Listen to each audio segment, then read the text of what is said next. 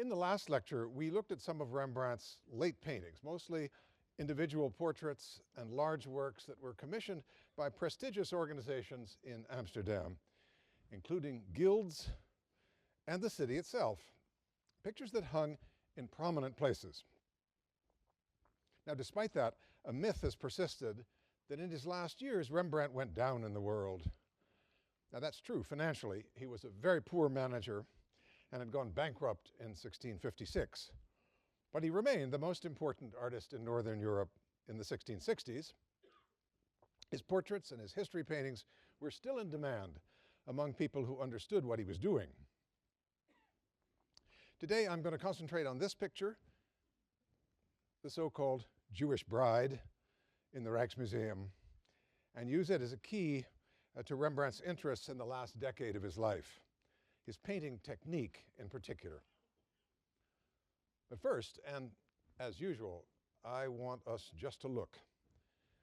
I'm going to show details, and after a few minutes, I'll start talking again.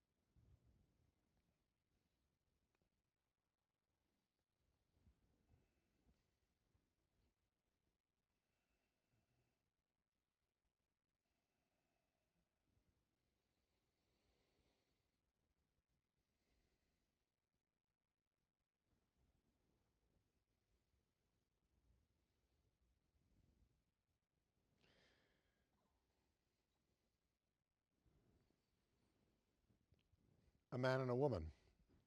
He in middle age, she younger, dressed in rich clothes that are not contemporary, but belong to a kind of generic historical costume that the Dutch called antiques. It's a hybrid of medieval and Renaissance costume of a kind that we have seen Rembrandt give to actors in his historical scenes and to wear himself for some self-portraits.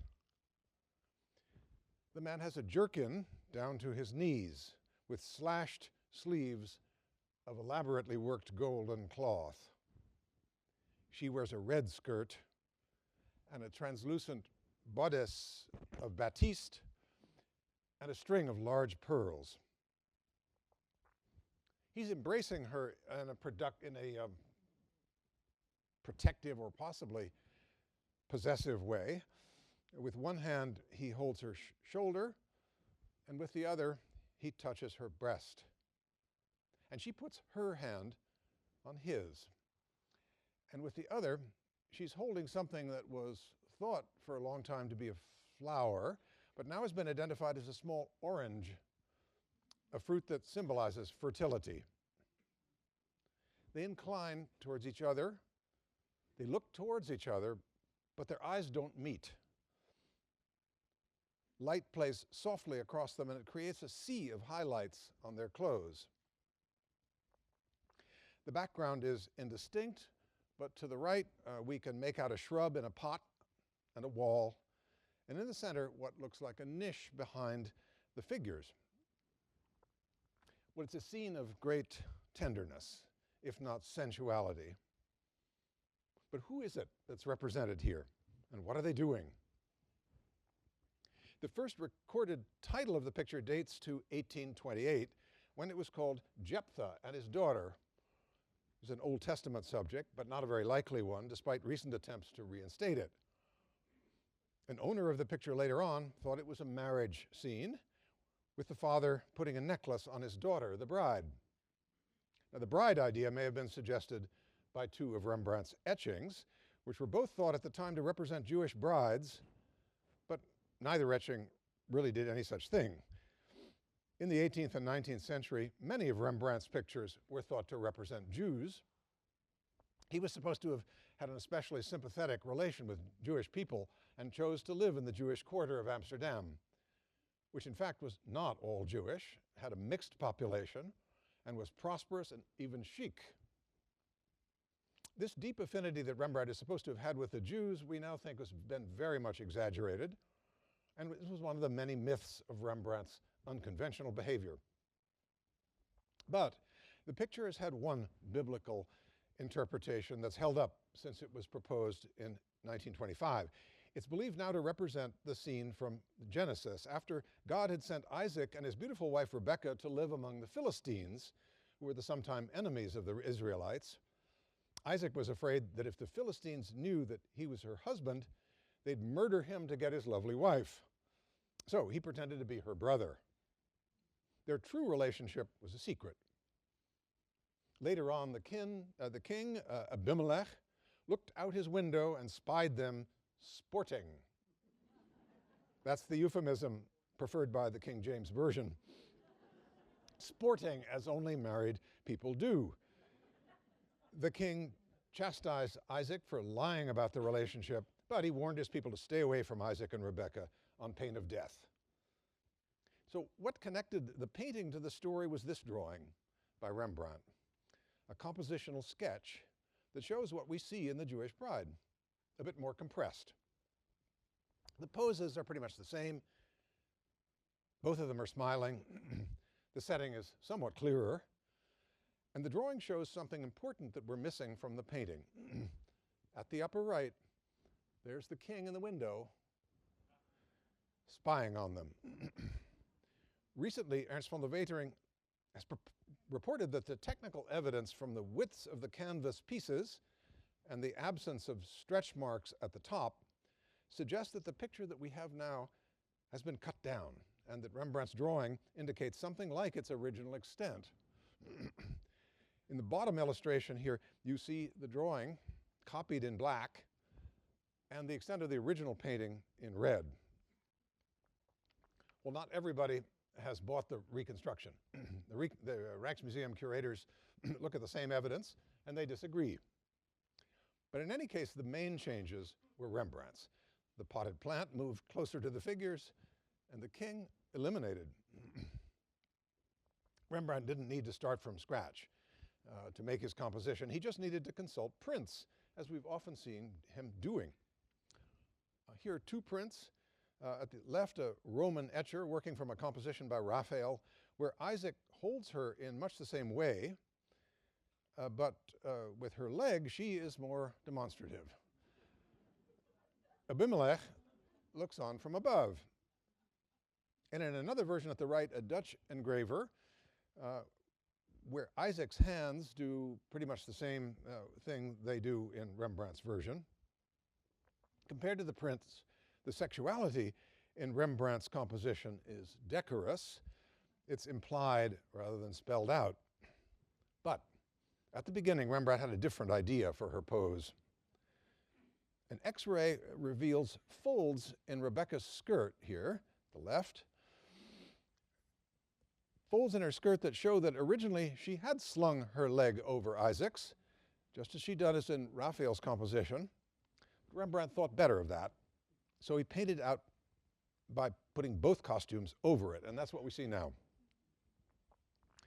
There was a particular reason why he would do that, and a reason why he chose not to include the voyeur king in the window. The reasons would be that this was a portrait of an actual contemporary married couple who were willing to be represented in the guise of an Old Testament couple. Not just any couple, but a couple that was held up by 17th century writers as an example of virtue and mutual devotion. Well, if that's so, and I think it is, their portrait didn't need a peeping Tom. It was devotion that mattered, not the details of the particular incident. And her slung leg may have gone just beyond the bounds of decorum in the minds of the people it was painted for. Well, what about the proposition that a man and wife would have a commissioned picture of themselves as an exemplary couple in Genesis? Is that plausible? Yes, it is. Here are a couple of roughly contemporary portraits of people in Old Testament guise. At the right, the Queen of Bohemia, who was living in exile at the court in The Hague, who had hopes of being restored to her throne, had Honthorst paint her as the Jewish heroine Esther, who managed to protect her captive people while they were in bondage in Babylon. This wasn't just flattery, it was propaganda for the Winter Queen's restoration. The other picture shows a wealthy Amsterdam merchant and his wife in Old Testament outfits as Isaac and Rebekah, in fact, our couple. Now, this was aspirational on their part, I imagine, and maybe it was a windfall for this painter here, who's Rembrandt's former pupil, Ferdinand Bol. After the husband here died, Bol married the widow, the rich widow in the picture, and he was set for life. I want to drop a footnote into this discussion. There's a small painting of a man at the Metropolitan that during my time there and ever since has been thought Rembrandtesque and good, but probably not by Rembrandt himself. Van de Wetering has proposed that it's not only very good, but it's actually served as Rembrandt's oil sketch for the head of Isaac. I now think we've regained a Rembrandt here, and I think you can see why. The likeness between the two is close, and the painting technique at the right looks like Rembrandt's, as Van de Wetering has redefined that technique. It has a mix of thick and thin passages, impulsive marks, scratches in the paint for details, and a number of traits that point to the master himself, not any of the pupils or imitators that we know of. I want us to look at the surfaces here. You saw at the beginning how these fabrics catch the light, how the sleeve glitters, and how her skirt glows. Rembrandt produced these seductive effects in a way that you can see by looking up close. The paint is thick and scraped and looks troweled on or daubed, as the biographer Houbraken complained later on.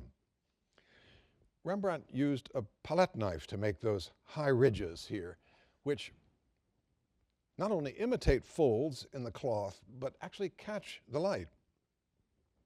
He also scratched away some areas, like the one here at the far left, to make them look like thin, translucent cloth, particularly here in Isaac's cape. Rebecca's skirt has some of those scraped edges too, that sparkle. And also here at the far right, there are long diagonal strokes of the palette knife. Other highlights are just dabbed in, like the sleeve at the top right, and her fingers are roughly painted with many detached brush strokes. What also strikes me in front of this picture is the suggestive power of the colors. I get a subliminal sense of human warmth that's produced by the yellow here, the color of splendor, and by the red, the color of blood. I think those associations register with us, and they reinforce the poses and the gestures. And there's the glitter of light over the surface, which changes with the angle of your view. I don't think any painter before Rembrandt ever paid such attention to the texture of his paint, including Titian and Rubens. Many of his surfaces are worked to produce a kind of three-dimensional liveliness that's found only in relief sculpture. And nobody has ever introduced such a variety of textural effects in the same picture, from smooth to rough. So Rembrandt suppresses the kinky, voyeuristic part of the story, and he concentrates on the essential part for him, the situation of Isaac and Rebekah, lovers devoted to one another by duty and feeling, and he deepens that sense of devotion with the richness of these colors and textures. There's another married couple in the mid-1660s at the Metropolitan Museum. These two wear costumes that would also have been called antiques, like those of Isaac and Rebekah. But their format is a conventional one, typical of pair portraits. Separate pictures, but composed to complement each other, the figures turning toward one another. Rembrandt's woman makes a conventional gesture, like Memling's woman, almost a century earlier. She has a carnation, a symbol since the Middle Ages of marriage or engagement. She holds it out towards the place her husband would occupy. Rembrandt's man holds a magnifying glass. For years, that's sent scholars off in different directions for an explanation. Most recently, Walter Liedtke connected it to the profession of a man whose portrait Rembrandt etched, a man called Peter Haring, a lawyer who worked as an auctioneer, and who was presumably, therefore, something of an art expert with a sharp eye that would be symbolized by the magnifier. Rembrandt drew Haring on the etching plate as he saw him, but since the plate prints everything in reverse on paper, we need to turn the etching around in mirror image if we want to see Haring the way Rembrandt did. And when we do that and we isolate the head, he looks more familiar. He has the long face and long nose and high forehead and the hair and the mustache, I'm pretty sure, of the man in the Met portrait.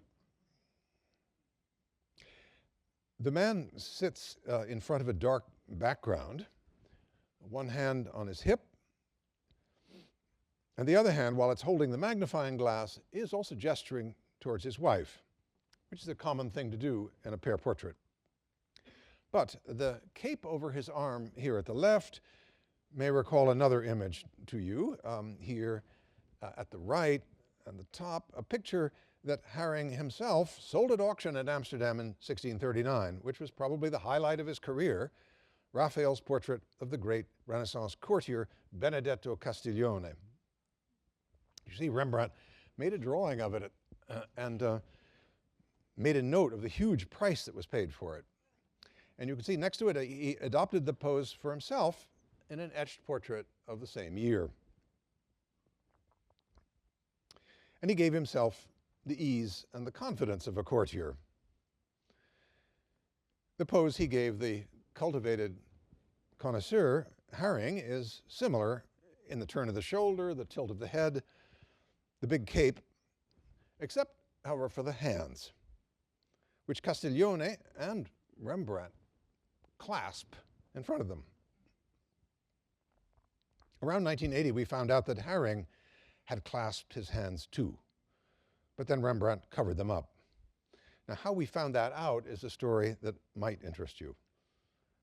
The X-ray couldn't tell us. It registers the densest things in the picture, wherever they are. It shows the wooden stretcher bars, for example, behind the canvas, and the tacks that secure the canvas to the stretcher, and a lot of lead white in the face, none of which told us very much. One hand does show up. Whoops. One hand shows up, the one we see, because it also was painted with lead white. If we use another kind of radiation, though, we can see other things. On the screen is an autoradiograph, a relatively new imaging technique called neutron activation autoradiography. I'm going to take a minute to explain. This gives a kind of map of the distribution of chemical elements in the painting, some of which are present in the artist's pigments, and identifies them, no matter when he used them in the painting process. Rembrandt seems to have made very few preparatory drawings for portraits, so the surprise was that instead, I should say the surmise, not the surprise, was that instead he worked directly on the canvas, but we didn't know how he began with the sitter in front of him. The autoradiograph shows us. It was there in the sleeves and the neck. You can see the broad brush drawing that Rembrandt first laid down in paint. For that he used bone black. Bone black contains the element phosphorus, which is exposing the film, turning it black. Why did it expose the film? Because the painting made a trip to Brookhaven National Laboratory and was exposed to a mild flux of neutrons, similar to what cancer patients get. The neutrons convert a tiny proportion of the chemical elements in the artist's materials into radioactive isotopes. And those isotopes begin to decompose at precisely known rates of speed, some immediately, others over hours, weeks, even months. In decomposing, they give off gamma rays, and it's gamma rays that expose the film. Across 50-day time period, 9 films get exposed. The images produced vary depending on which elements are emitting the most gamma rays at any particular time. The phosphorus isotope in bone black takes quite a while to decay, from 8 to 30 days. So that by that time, most other isotopes, when this was taken, most other isotopes were spent, except for one, vermilion, which is a red containing mercury. And that accounts for this big dark patch, which corresponds to the red of his sleeve. And the point of all this here is that we see Rembrandt at work in a new way. Rembrandt's first idea for Peter Haring's hands also was to have them clasped in front of him. We see that here, just as Castiglione's were. And then the artist, or Haring, thought better of that, and Haring lost a hand, but he got a magnifying glass. The portrait of the woman, whom we assume was Peter Haring's wife, Elizabeth Jansdochter Delft, has a painting on the wall behind her.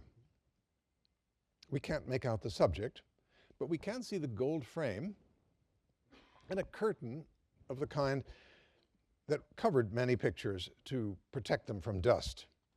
It's pulled halfway aside, adding something to the sense of revealing and concealing that the portraits themselves have. Here the autoradiograph didn't tell us much new, but the X-ray had revealed something startling. At the lower left corner, there was a child's head looking up. It was just blocked in roughly, never carried very far, then painted out.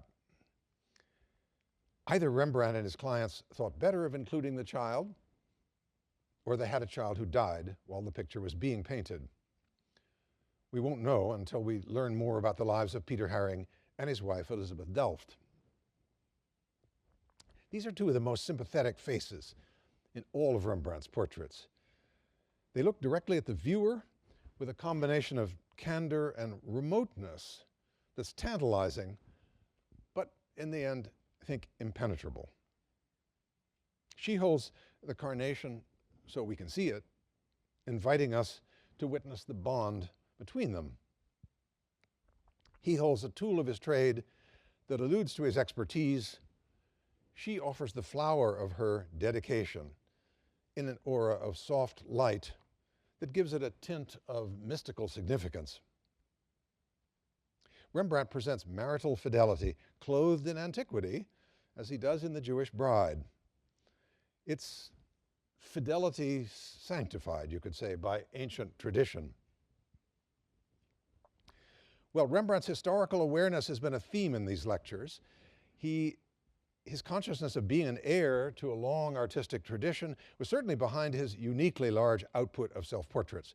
These were advertisements for himself, demonstrations of his skills. In costume and pose, they were a bid by Rembrandt for a place in the lineage of the greatest artists, not just Dürer and Titian, but beginning with the king of painters, Zeuxis, the Greek. Invoking kingliness here was evidently a reason for his enthroning himself in the Frick self-portrait of a few years before The Jewish Bride, and for the magnificent Renaissance costume that he wears. It was in this portrait and a few others that Rembrandt developed some of the painting techniques we've been seeing. for the halter around his neck. He makes a buildup of broken, thick, even clotted textures. And for the flesh and part of the costume, a combination of fluent strokes with a brush charged with paint. That fluency is something he'd practiced on people he knew, particularly his friend Jan Six, as we saw in the previous lecture. Six, whom he portrayed with an amazing feat of suggestive brushwork here, who was a man adventuresome enough to understand it and probably flattered that Rembrandt knew that he would understand. Artists and connoisseurs recognized this way of painting as the rough style, whose great practitioner had been Titian. Karel van Mander, writing in 1604, advised that it's not a style that beginners should try. Rembrandt's style, in fact, first loosened and roughened, we think, in this picture of 1651. It's not a portrait, but it's a favorite Dutch genre subject, a scene drawn from everyday life. In other words, a girl looking out a window. The model hasn't been identified, but she wears pearls, so she's certainly not a kitchen maid or any other kind of servant. Look how broad the strokes in the red fabric are and how thick the paint is for the loose blouse. It's all perfectly persuasive. For Rembrandt, this was a way to experiment, to push at the boundaries of what people expected in how a finished painting might look. Rembrandt does something similar as a printmaker.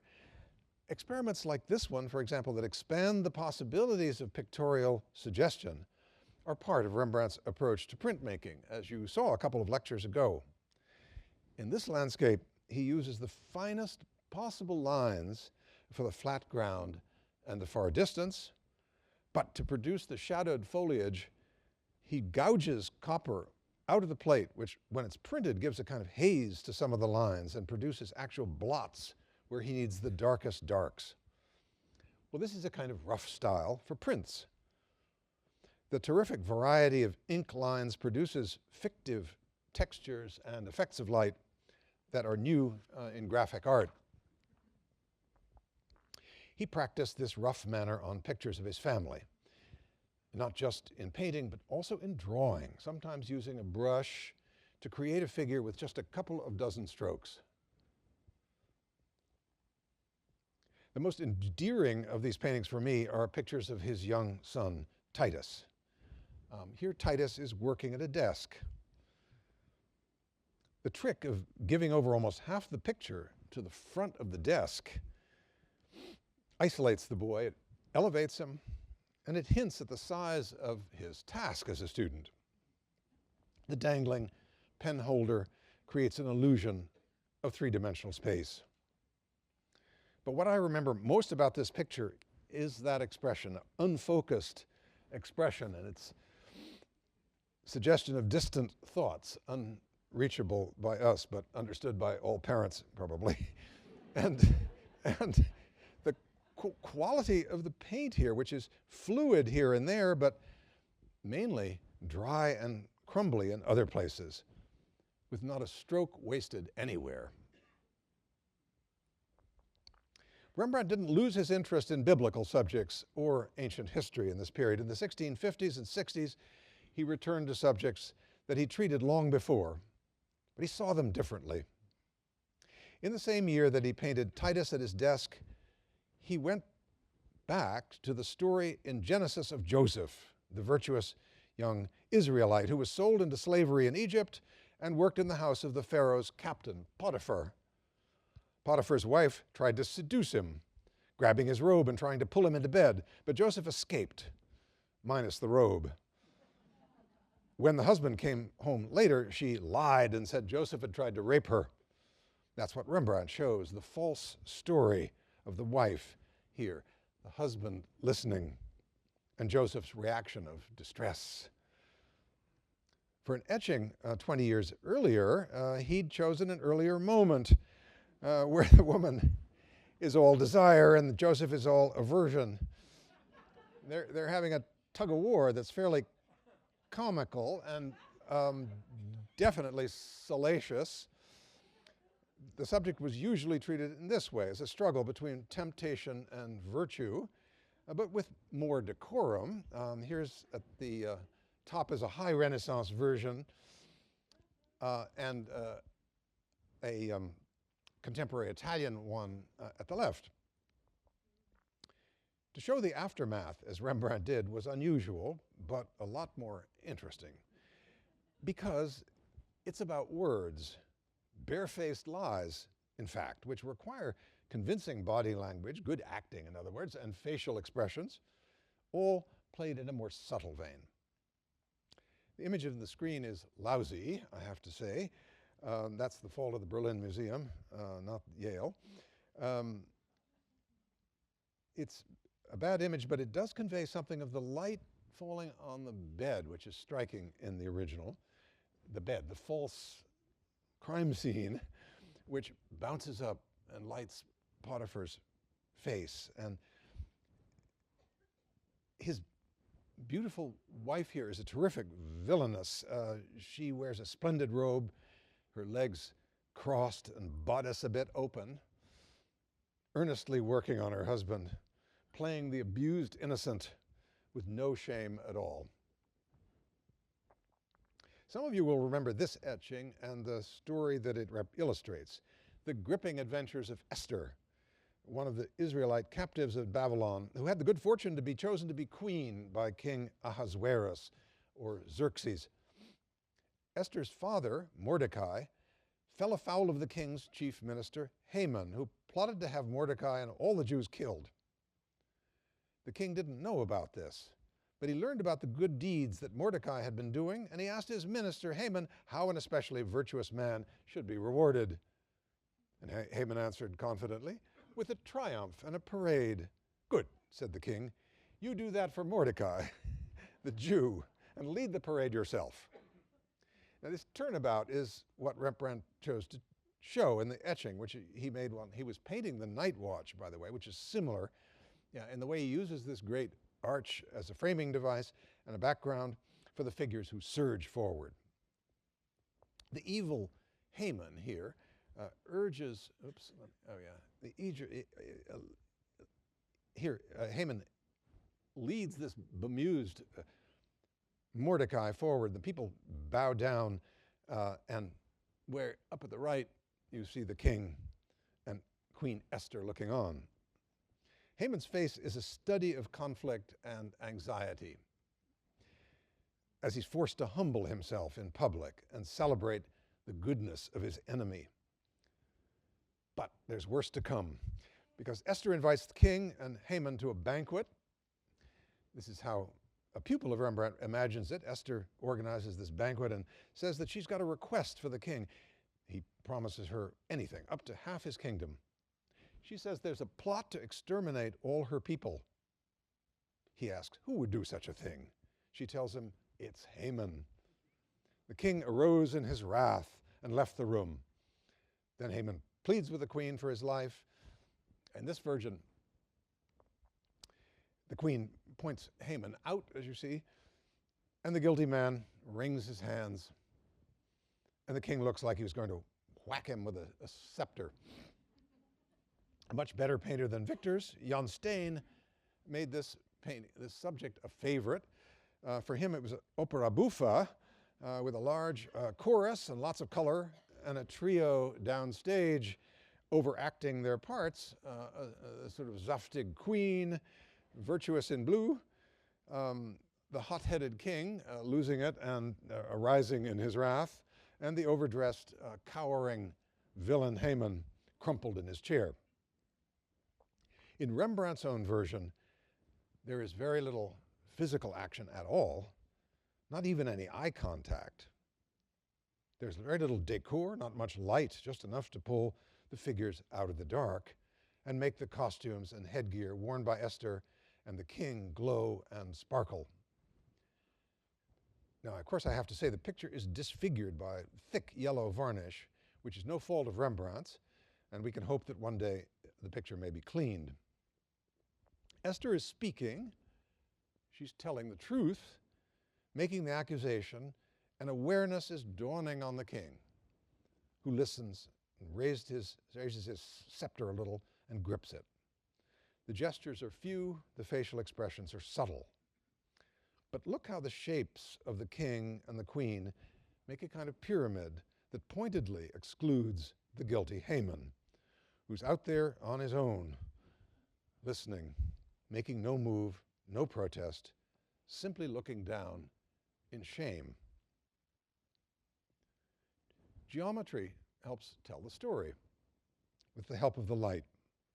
Since Rembrandt's audience knew the story, he expected that his viewers could imagine the words that Esther was speaking and what all three are thinking. Rembrandt in these years is attracted to scenes of truth being revealed and justice being done. Many of you have seen before how he treated the parable of the prodigal son, first painting himself as the son carousing and wasting his inheritance.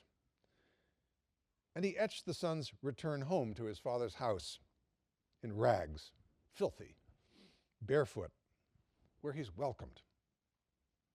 In the end, it was the theme of reconciliation that held him. He drew the subject later, but he didn't paint it then, as far as we know. When he finally did paint it, a few years before his death, the figures were life-size and the painting almost 8 feet high. The father envelops his ragged son, and the bystanders simply look on. The action is pared down, and the whole image has a sort of solemn hush. The details here count. We see the dirty sole of one bare foot has scars. The son is even more abject than he was before. His silk trim says that these rags he's wearing are the clothes that he left home with, but they're filthy, and his head is scabrous and almost bald.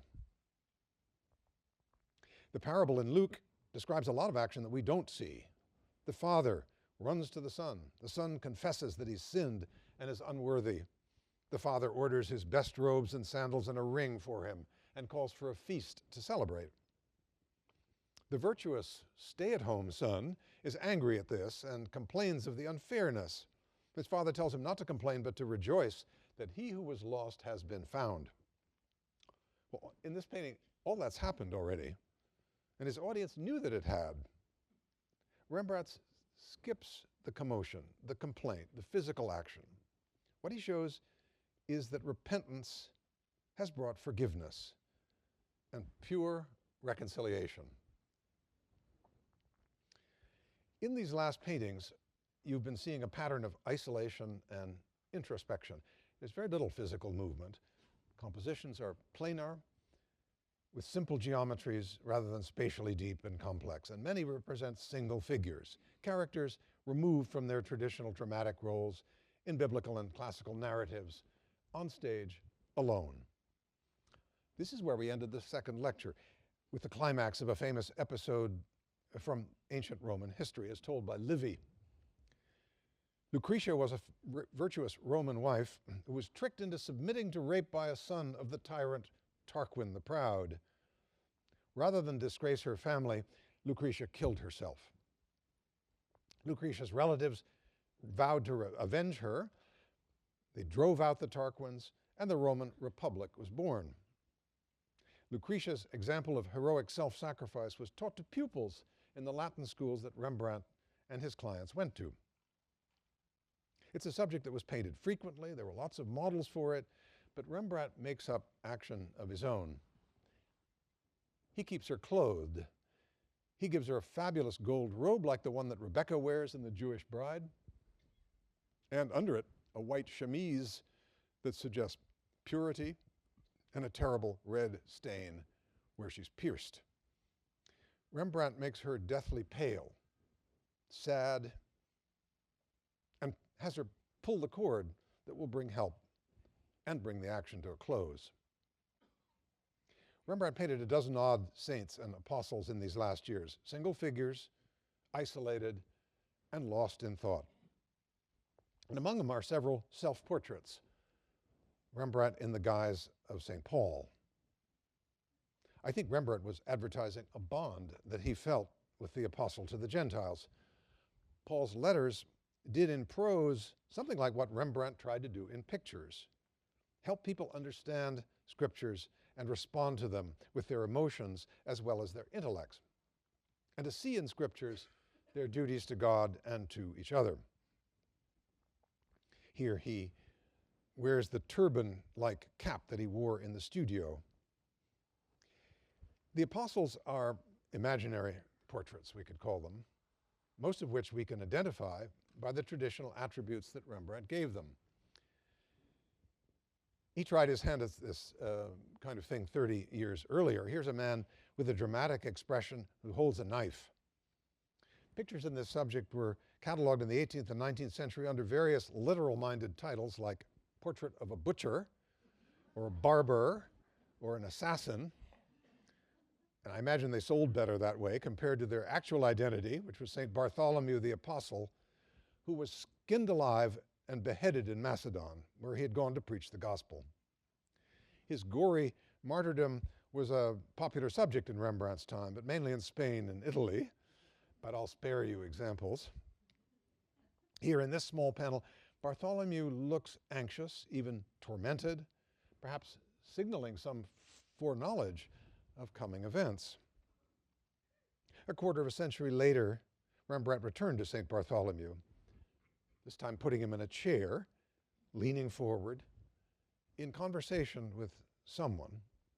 His mouth is open, and his forehead and eyebrows speak even more forcefully of the intensity of his absorption. For me, the climax of these invented portraits is this Bartholomew sitting foursquare in front of us, gripping the knife and regarding us with raised eyebrows. Rembrandt must surely have wanted us to imagine Bartholomew having a premonition and weighing the consequences of what's to come. First terrible, then glorious. The movements of his mind seems to move his forehead, to send waves. Rembrandt seldom painted flesh in such high relief, so that the paint itself seems to cast shadows, and in some places it actually does. It's as though the paint itself had become flesh, and sometimes more. The hand here is underpainted in gray and then modeled with quick strokes and stabs of blue and tan and red. Even closer in, the illusion almost breaks down, and you can see each swoop of the brush, each dab and flick. The texture gives an unnerving sense of vitality to the man. In addition to these imaginary portraits of saints, there are a handful of more conventional portraits of the 1660s that show how Rembrandt was capable of painting wonderful, vivid likenesses right up to the end of his life. Long hair had come into fashion, and gray hair was back. Shortly before the powdered wig came into fashion, which was an import from France. Then everybody could have gray hair. We don't know who this man was, but he's dressed in elegant black clothes worn by Amsterdam patricians, and he sits in front of a red curtain, another traditional attribute of status. What's appealing in that his face is so alive and momentary. He's shown as though he were just about to speak, as though to the painter or to us. And again, the vividness comes partly from the brushwork, especially in the hair, this springy, sort of slinky-like curls twirled on with the brush, and the welter of small touches in his face. This portrait, which the Mauritshuis bought a few years ago, has been assumed to be somebody Rembrandt must have known, since it's so informal, with the collar open and hat askew. The hat looks sort of louche to us, but it wasn't then. Big cocked hats had come into fashion in the 1660s and were worn by leading citizens, even in official commissioned portraits. Now here's a portrait of Frans Hals that you know, on the left that's even more relaxed than Rembrandt's man, but not as candid as Rembrandt's painting here in the face, the chubby face that's eroded by age and perhaps by food and drink and smoke. There is one group portrait between the Syndics and Rembrandt's death. This family, life-size. It's not only full of good humor, but it's also another display of the warmth and the glitter of Rembrandt's surfaces. If it were better preserved, it would be a rival for the Jewish Bride, but it's still pretty wondrous as it is. And it's even more varied in its effect. Like the Jewish Bride, its background has darkened so much that you have to look hard to see that there are leaves back there. It's set in a garden, which was once green and much lighter. There are quite a few family portraits of this type at the time, many of them set out of doors, most of them affecting a kind of courtly elegance in the poses and fashion consciousness in the costumes. This one by Rembrandt's former pupil, Jurjen Ovens, and this one by Rembrandt's very skillful competitor for the portrait business in Amsterdam, Bartholomeus van der Helst. For the past 20 years, Bartholomeus van der Helst had painted a lot of witty, affectionate group portraits, much lighter in tone than Rembrandt's, and with brighter colors and glossier fabrics. This was very much the trend, but Rembrandt conspicuously didn't adopt that approach and went his own way, still finding clients for his own distinctive way of painting. And that involved giving a kind of touching openness to the faces. Here we have a father who doesn't put on airs, but conveys his calm satisfaction with his family. And he offers a carnation, that's his hand, a carnation which gets the attention of the beguiling little girl at the right and her less demonstrative older sister. Babies often reach for their mother's breasts. That's how it was in centuries of Madonna and Child compositions. But here the child looks at us mischievously and grasps a teething ring with one hand, and with the other hand he seems to push her away.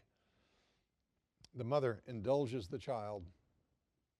Her face is much the smoothest painting in the picture. The child's costume gets the palette knife treatment, while the cap and the hair and the collar are scumbled with dryish paint that puts across the vibrancy of the light that's raking over them. The dutiful sister carries a basket of flowers. Rembrandt's paint makes them look like jewels. In these lectures, I've wanted you to consider Rembrandt's works as creations of intellect and insight, his own ability to see and convey the heart of the matter, whether it's a story or of a person or of a relationship.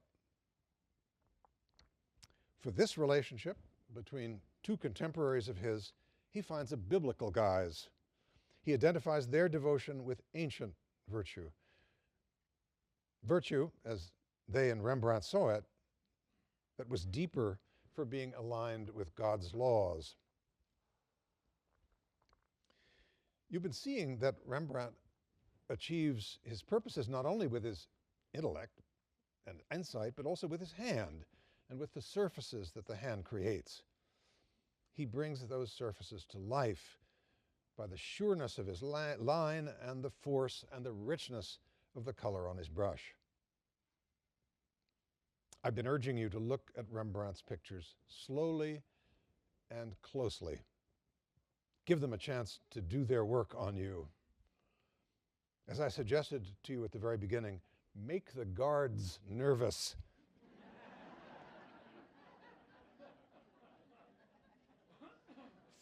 Finally, as a witness, I want to call a 32-year-old Dutch painter, Vincent van Gogh, whose originality and depth of feeling have something in common with Rembrandt's.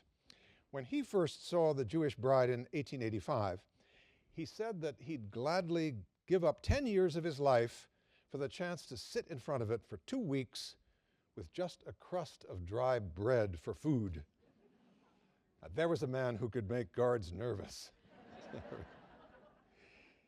As it happened, he wasn't given 10 years more to live, only 5. But I imagine that during those years, Rembrandt helped to excite him and to sustain him, as he still can do with us today. Thank you all very much.